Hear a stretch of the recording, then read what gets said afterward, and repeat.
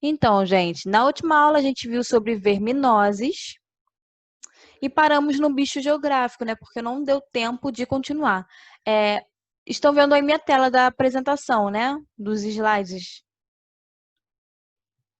Sim, professora, dá para ver. Obrigada. Então, aí agora nós vamos prosseguir com verminoses também na doença de bicho geográfico. Essa doença, esse nome bicho geográfico é um nome popular, tá, gente? Porque o nome dela mesmo é chamado de larva migrante cutânea. Mas se fala muito bicho geográfico porque é um bicho que fica por debaixo da nossa pele. E como ele costuma se locomover lá dentro, ele vai fazendo vários desenhos como se fosse um mapa. Então, por isso o nome, bicho geográfico, né? Porque lembra um mapa. Então, bicho geográfico é um bicho, um ser vivo, né, um verme, né, causado aí pelo Ancylostoma canino ou também Ancylostoma brasiliensis. O mais comum é esse aqui, tá? Brasiliensis. Então, ele é uma infecção, né, causada por um parasita presente no intestino e nas fezes de cães e gatos. Cães e gatos também podem ter essa doença, só que não dessa forma. Tá? Só vai estar neles. Na verdade, não vai causar uma doença grave. Vai ser meio que um hospedeiro.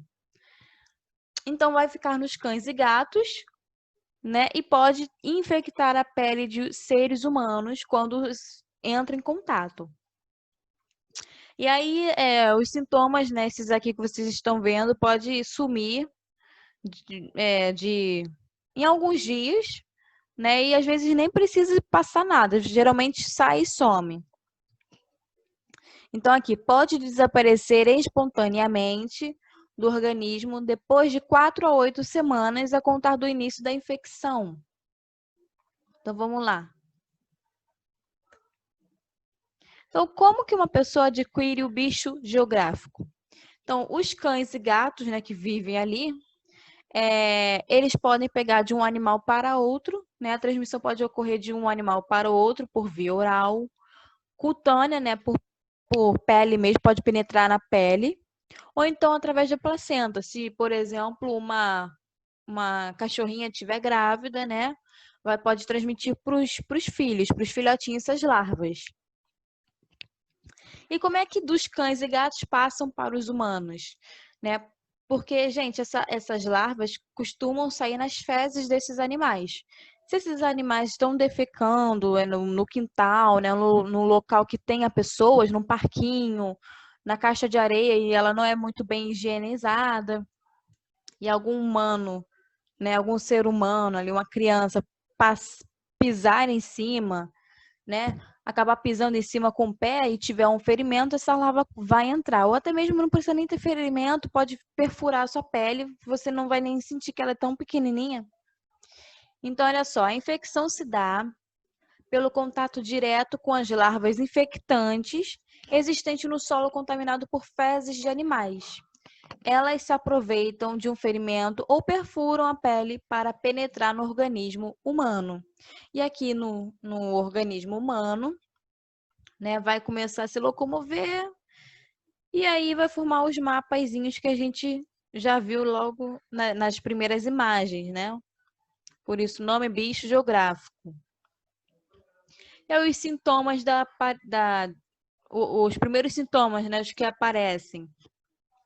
Primeiro é um ponto vermelho, né, onde a larva entrou, fica tipo um machucadinho, né, um vermelhinho, como se fosse uma mordida de mosquito. Também tem outros sintomas que podem aparecer depois dessa vermelhidão aqui no local da entrada do verme. Pode ser uma coceira intensa, principalmente à noite, que pode piorar. Linhas tortuosas e vermelhas, que são aquelas parecem mapas, né? Pode ter um inchaço do local, a formação de pápulas eritematosas, que também é na pele, sensação de movimento debaixo da pele. Então, isso tudo pode ser causado por aquele vermezinho que fica ali debaixo da tua pele, tá? Mas ele fica somente ali. O tratamento ou pode ser com uma pomada, você também pode pôr ali algo na superfície da pele, né? Uma pomadinha para matar a larva, para sair, né? Pode tomar algum comprimido.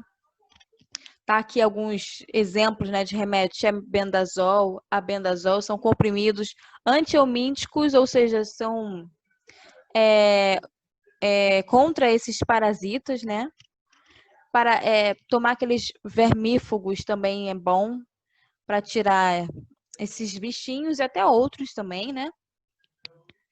Anti-inflamatórios, antibióticos também são medicamentos necessários, né? Quando essas lesões estão muito graves também, ou são bem extensas, às vezes o verme cresceu tanto que ele deixou um local bem com bastante mapa, né? Então, assim, é sempre bom tomar esses anti-inflamatórios para não ficar uma coisa muito inflamada.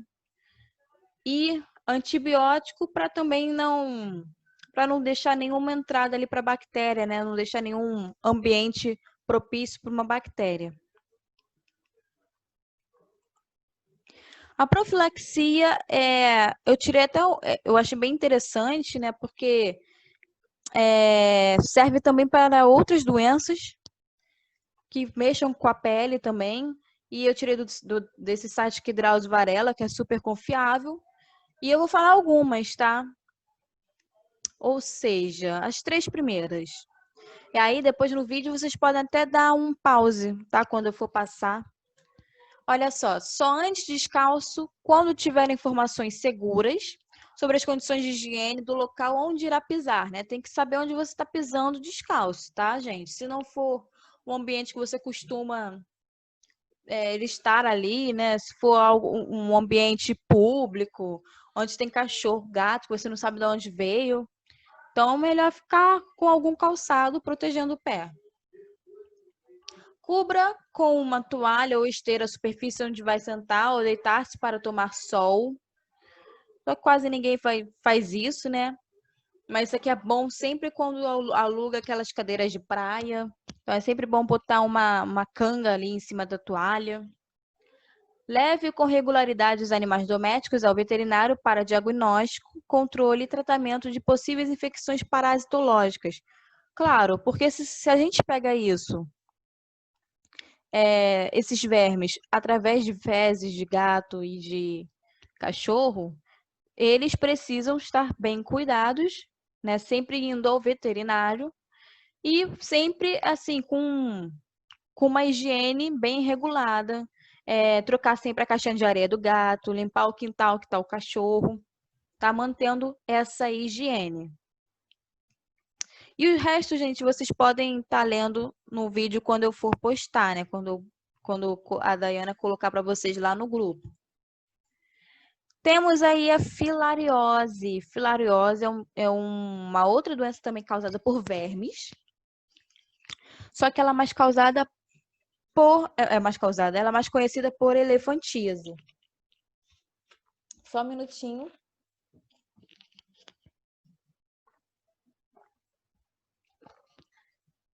Vim aqui beber uma água. É uma doença mais causada conhecida, né, por elefantíase. De uma forma até pejorativa, né? Porque o nome mesmo correto é filariose e elefantíase até mesmo por conta do aspecto da doença. Então, aqui, o agente etiológico, né, é causado por esse nematóide, que é um outro tipo de verme, o Escherichia bancroft. É uma doença parasitária crônica, ou seja, gente, ela não tem cura. Considerada uma das maiores causas mundiais de incapacidades permanentes ou de longo prazo, né? Porque, bom, a pessoa que tem isso na perna, por exemplo, ela vai ter muita dor, vai sentir muito cansaço, né? Então ela vai se tornar aí incapaz ao longo do tempo. Então, como é que é a filariose? É esse vermezinho aqui, gente, ele vai entrar no sistema linfático da pessoa. E o que que esse sistema linfático faz, né? Que ele não é tão enfatizado assim nas escolas e nos colégios. O sistema linfático serve para drenar a água que está no nosso corpo, né? Para drenar a água que está entre as células, não está dentro da célula, nem na corrente sanguínea. Então, ele pega essa célula, essa água que está sobrando no nosso corpo e joga de volta para a corrente sanguínea, tá? Por exemplo, nas células musculares costuma soltar muita água, principalmente quem malha, por isso que às vezes fica até inchadinho, né? A pessoa acha que cresceu. Mas não, é a água que a célula está soltando. E essa água não pode ficar ali para sempre. Ela tem que voltar para onde estava, voltar para a corrente sanguínea. Então, o sistema linfático faz essa drenagem, tá? E aí, quando essa drenagem fica entupida, a água fica se acumulando. E às vezes pode se acumular na perna, né? Porque os vermes entupiram o sistema linfático daqui, pode ser no braço, tá? Pode ser em outros locais. Filariose linfática tem grande importância na África, foi uma doença prevalente no Brasil, mas hoje encontra-se restrita a alguns focos persistentes no Pará, Pernambuco e Alagoas. É onde tem mais casos, né? Mas no Rio de Janeiro também tem, então temos que ter cuidado. Inclusive, eu conheço uma pessoa que tem, então realmente tem no Rio de Janeiro. Não tem cura, né? Esqueci de ler aqui embaixo. Não tem cura, tá, gente? Sem cura. Transmissão. É feita por esse mosquitinho aqui, ó. Esse mosquito é chamado de Culex, é do gênero Culex, e ele transmite os vermezinhos da filariose para as pessoas, tá? E não só ele, o mosquito Anopheles, ele também pode transmitir. Só que o mais comum é esse Culex. Então, o Culex é o transmissor, não é o agente etiológico, hein? É o transmissor, né, do verme da filariose. Então, esse mosquito aqui vai possuir na sua saliva microfilárias infectantes, tá? Microfilárias. Então, o mosquito vai ser um hospedeiro intermediário. Então, o que que vai acontecer? O mosquito, ao picar uma pessoa, né, um mosquito aí infectado, né, que já esteja já infectado, ele vai picar uma pessoa e como tem larvas, né, ai meu Deus, microfilárias na sua saliva, ele vai picar uma pessoa e a saliva e as microfilárias vão sair na sua saliva. Essa microfilária vai cair na corrente sanguínea e que logo vão passar para o sistema linfático, tá? E ali no sistema linfático elas vão se desenvolver. É no sistema linfático que elas vão se reproduzir. Então vão liberar ovos, vão liberar mais larvas e elas se reproduzem de uma maneira assim muito rápida, tá? A ponto de deixar naquele estado lá, né, que a gente viu algumas imagens, esse aqui, ó. Isso aqui infelizmente não tem mais jeito, tá, gente? Ok, vai infectar uma pessoa e essas larvas que já estão no sistema linfático, as novinhas, né, os ovos, as larvinhas mais imaturas, elas vão sair do sistema linfático e à noite elas costumam ir para a corrente sanguínea. Só que à noite, o mosquito, né, esse mosquito Culex, que começa a trabalhar, né? É à noite que esse mosquito pica uma pessoa. E aí esse mosquito, um mosquito qualquer que não esteja infectado, vai acabar se infectando por conta dessa pessoa aqui que está com parasita no seu sangue. Elas migram do sistema linfático para a corrente sanguínea durante a noite mesmo, porque é quando o nosso metabolismo está baixinho, né, os batimentos cardíacos está tudo baixinho, então elas conseguem fazer essa migração. E assim que vai amanhecendo, elas voltam para o sistema linfático. E elas fazem isso para continuar o ciclo delas. Porque quando o mosquito pica essa pessoa, né, as larvas vão para o mosquito, vão para o intestino do mosquito, lá elas vão se desenvolvendo, né, em umas larvas mais maduras, depois voltam lá vão para o tórax do mosquito e depois do tórax vão para a saliva. Na saliva do mosquito, né, se o mosquito picar alguém, então essas larvas vão sair da saliva e vão para o corpo de uma pessoa. Então esse é o ciclo da filariose, tá?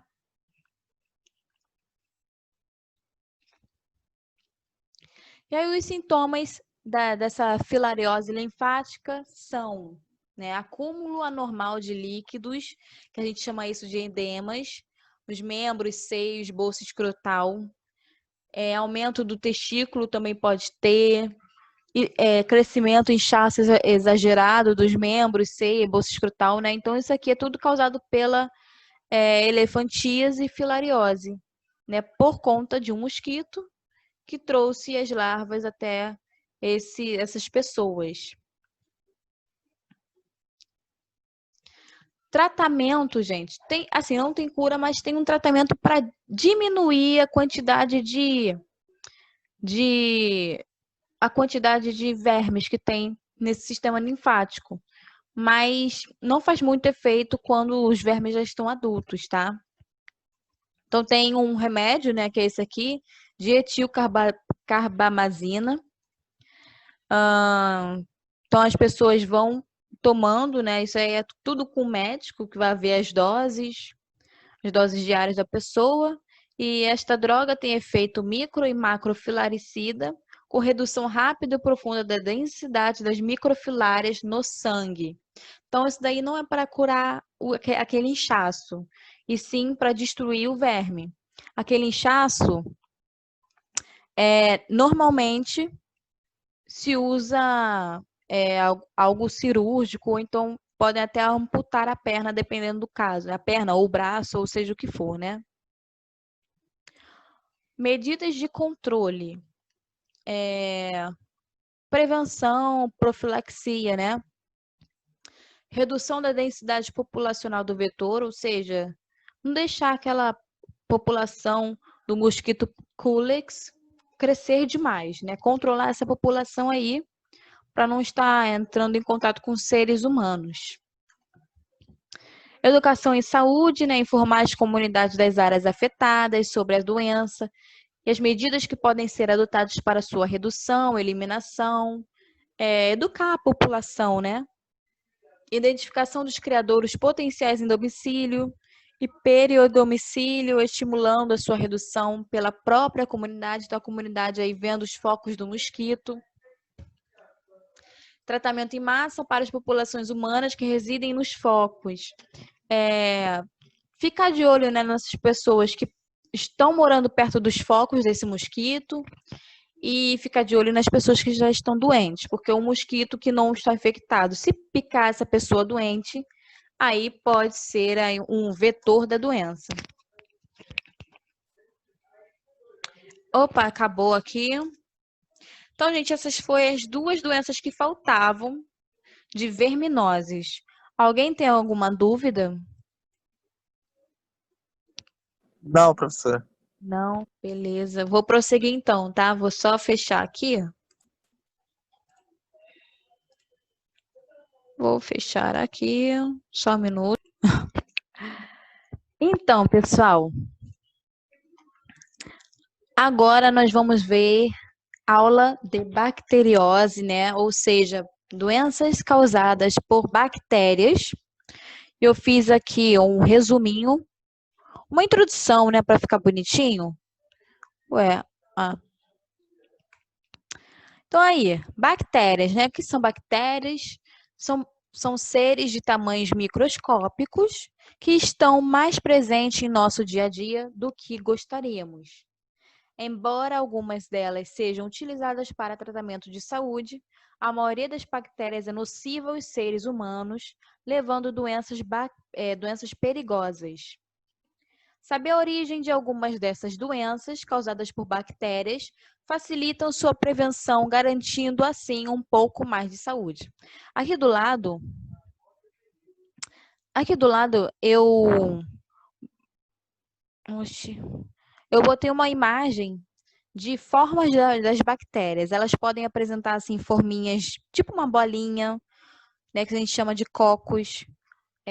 Temos bactérias em forma de bacilos, em vibrião, espirilos, espiroquetas. Então, isso aqui são tudo formas de bactérias. Elas são classificadas de acordo com as suas formas. A gente vai ver isso no reino Monera. Então, por exemplo, um cocos aqui que quer se reproduzir, ele simplesmente vai fazer uma mitose.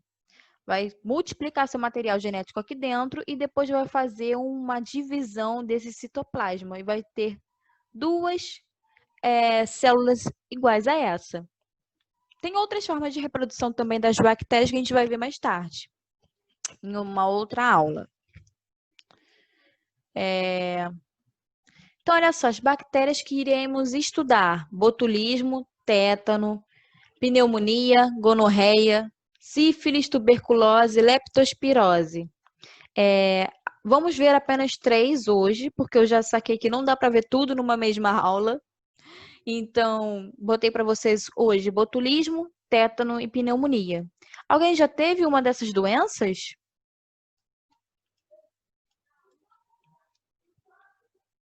Não? Ninguém teve nem pneumonia? Ó, todo mundo com saúde. Nem eu. Nem eu tive, pelo menos nenhuma das doenças que foi, pelo menos que eu sei, né? Nenhuma dessas doenças que a gente já estudou ou que iremos estudar. E vamos começar então com o botulismo. Eu não sei se eu paro agora ou se eu continuo porque o tempo vai acabar. Então, olha só, eu vou falar de botulismo e depois o tétano e pneumonia eu falo no outro link da reunião, tá? Eu vou continuar aqui. Botulismo, gente, não é um nome muito comum, mas se eu falar assim, cuidado com as latas enlatadas porque dá doença, né? A doença de lata, de enlatados, de conservas, aí vocês já devem ter ouvido falar, né? Botulismo é a doença que vai estar presente aqui em enlatados, em conservas, tá? Isso aqui são alguns sintomas. Então, gente, o botulismo, vamos lá, ele é causado por essa bactéria e essa bactéria vai liberar uma toxina. Toxina é um veneno que ela vai liberando, tá? E é a toxina que vai fazer mal a gente. Porque essa toxina, eu já vou adiantando tudo logo, tá? Porque essa toxina vai grudar assim nas nossas células nervosas e aí é difícil pra caramba de curar, de tratar, aliás. Então é sempre bom e, se possível, né, tratar logo nos primeiros sintomas. E que é difícil porque os primeiros sintomas, olha só, é náuseas, diarreia e dores abdominais. Pode ser confundido aí com uma giardíase. A pessoa pensa que está tendo alguma infecção gastrointestinal e quando vai ver já está nas fases mais graves da doença, né? Então é uma doença grave e difícil de se identificar. Então a transmissão pode ser alimentar, né, intestinal, por ferimentos, principalmente alimentar. Você pode comer algo contaminado.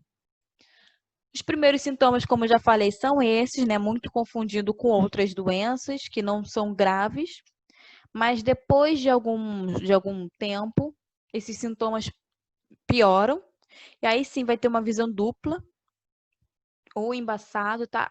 Coisas com visão é a primeira característica do botulismo. Se está tendo uma visão meio diferente, né? Dupla, embaçada, assim, aversão à luz, é botulismo. Não, né? Pode ser. Fotofobia, aversão à luz, ptose palpebral, é a queda da pálpebra, né? Essa imagem aqui, ó.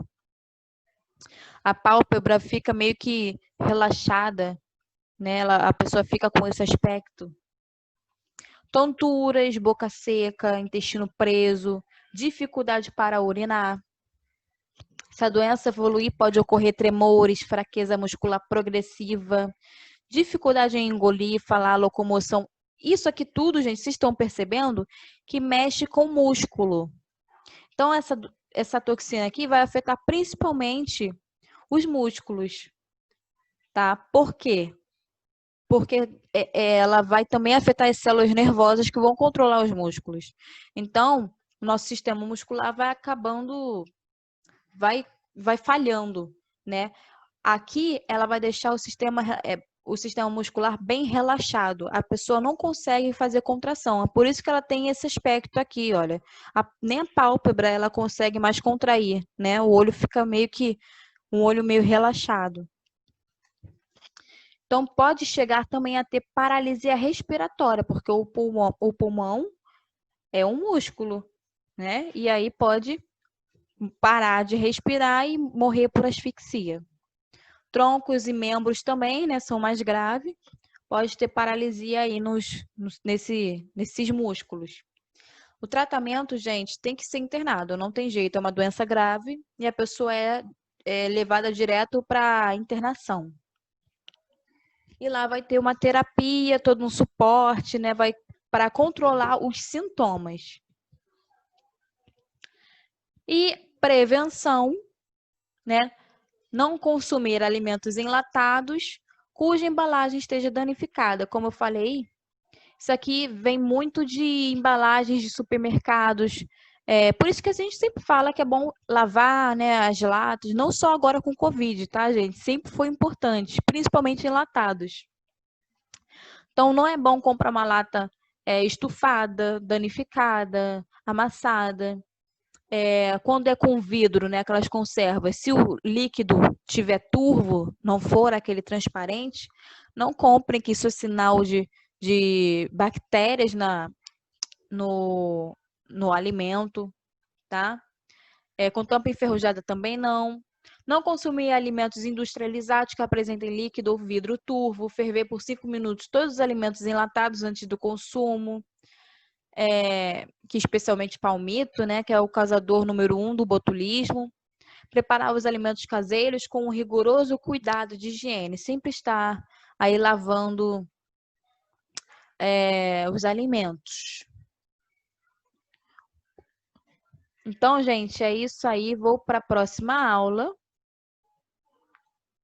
Deixa eu só... Então, gente, para continuarmos, eu não sei por que o meu slide ficou meio que desconfigurado, né? Minhas coisas aqui ficaram maiores do que antes. Mas, enfim, tá dando para ler.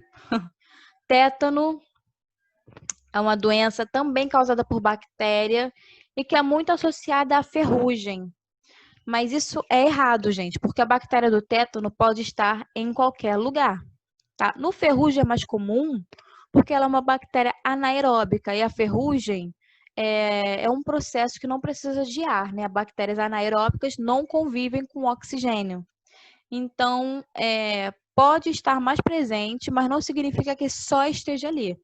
Pode estar presente aí num galho, no solo, tá? Pode estar presente em vários locais. Aqui é a bactéria, tá? A bactéria do tétano.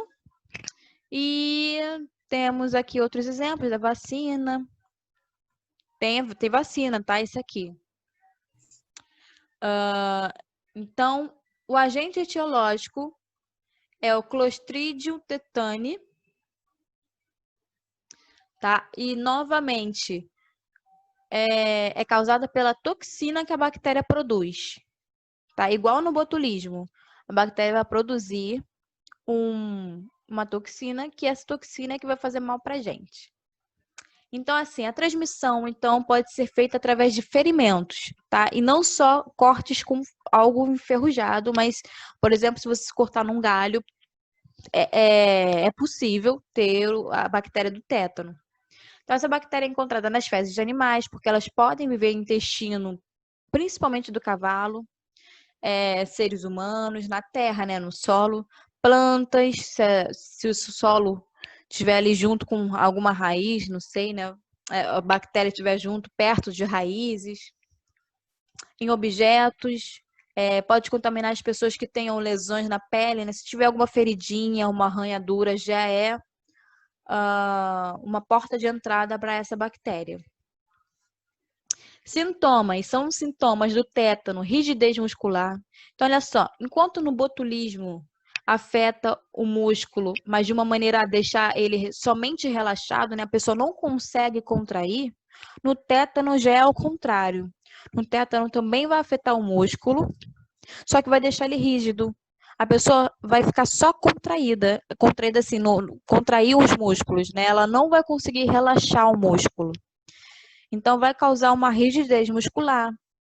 A pessoa, principalmente no pescoço, né? Vai ter dificuldade de abrir a boca, vai ter dificuldade de engolir, vai ter dificuldade de sorrir.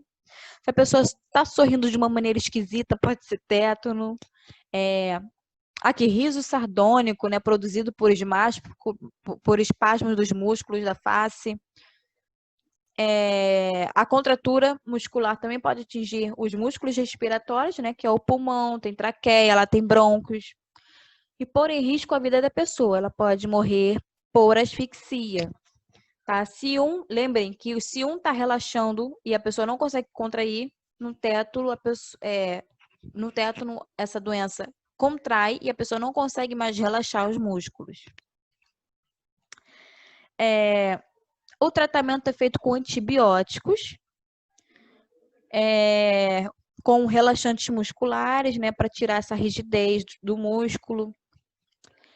Sedativos, imunoglobulina, é uma proteína, soro antitetânico, são usados tudo isso como tratamento dessa doença. E a profilaxia, aqui, ó, já vemos uma vacina. Tá? Então, vacina é um meio aí de profilaxia dessa doença. Eu acredito que a maioria, ou vocês todos, devem ter tomado, né? Quando eram menores. Que essa doença aí é quando se toma menor e acho que tem que renovar, se não me engano, de 10 em 10 anos. Acho que é de 10 em 10 anos que tem que ser renovado.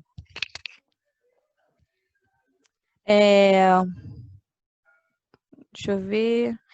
Limpar com água e sabão todos os... se vocês se cortarem, por exemplo, num local enferrujado, num galho velho, sempre lavar esses ferimentos com água e sabão e por um bom tempo, não é rapidinho não, assim, uns 3 minutos, né, lavando com água e sabão, esfregando.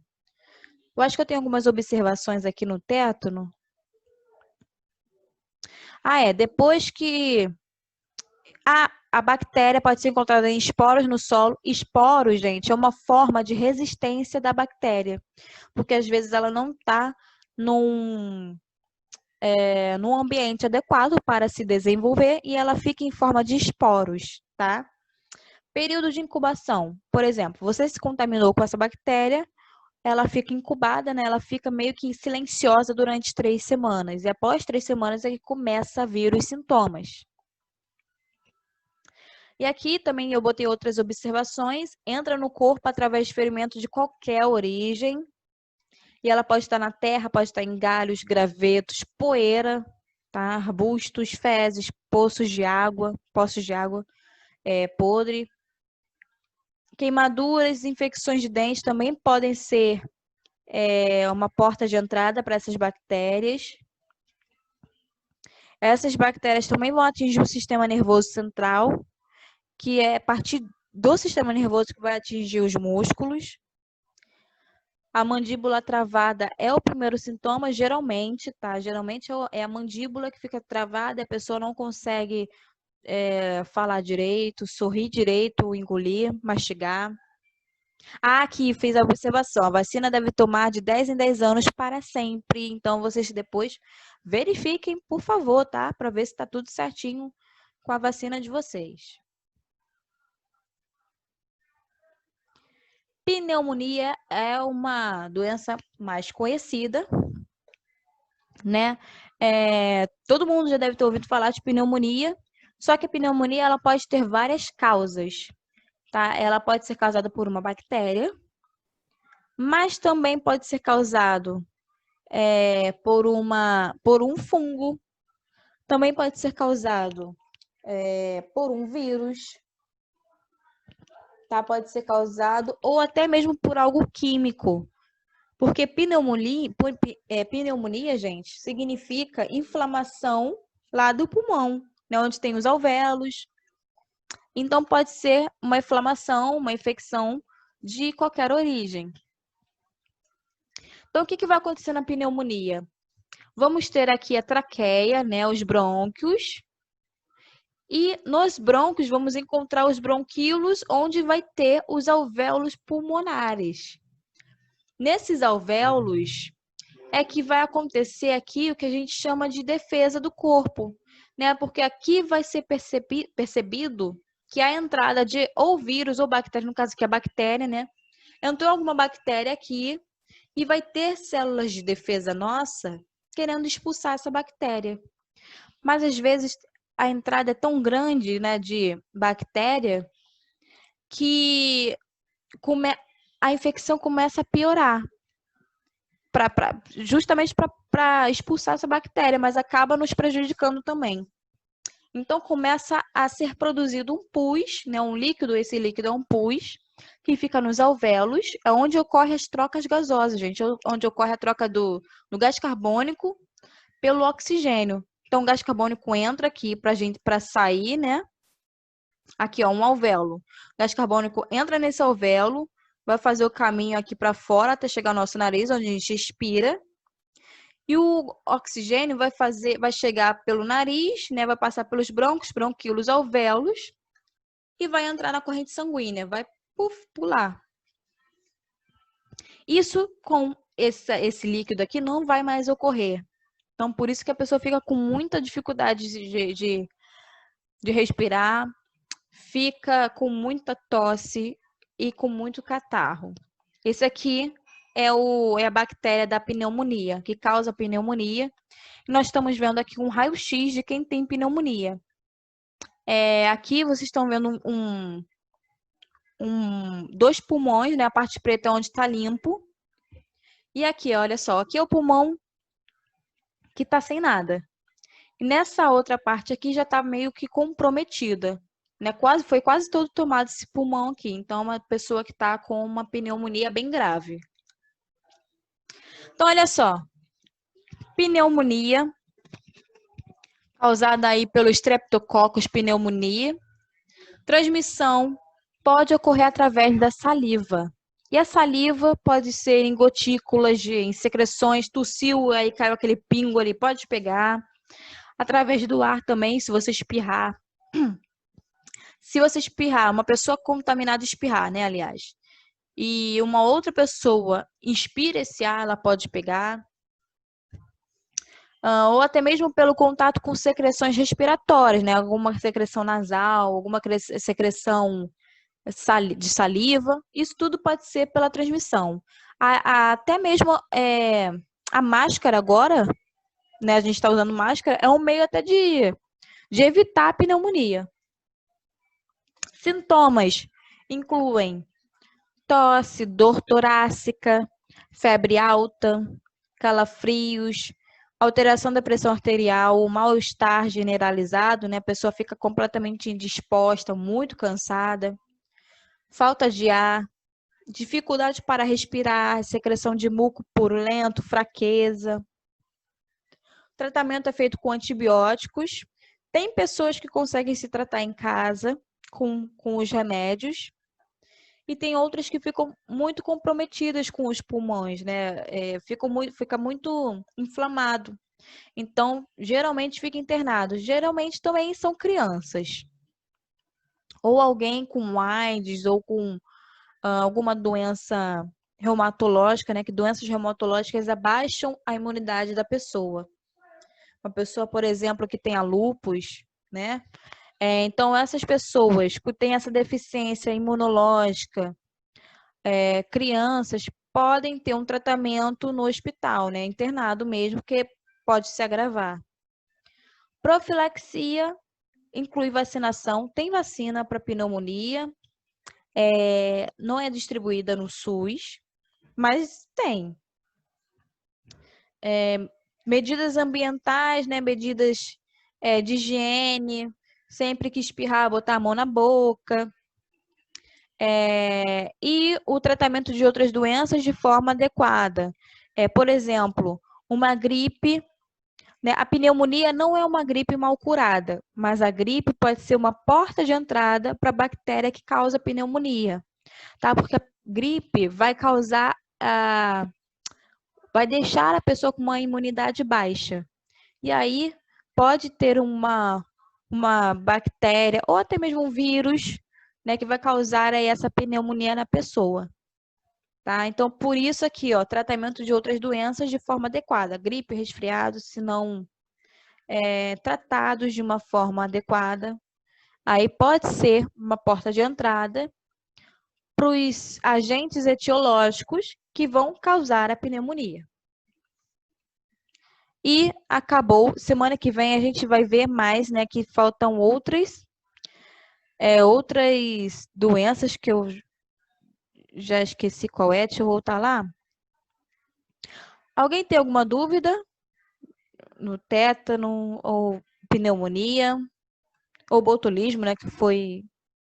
Vocês viram que foi bem, assim, tranquilo, não teve ciclo da doença, vetor, que é o nome do mosquito, nome do percevejo, não tem isso. É bem simples, tá?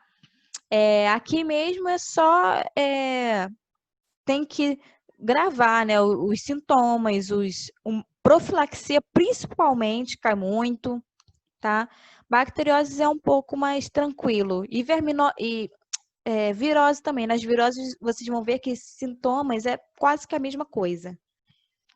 E semana que vem nós vamos ver gonorreia, sífilis, tuberculose, que é bem importante, e leptospirose.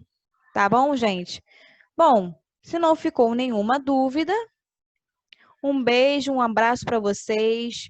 Boa semana, um ótimo fim de semana também, tá, gente? Até semana que vem. Tchau.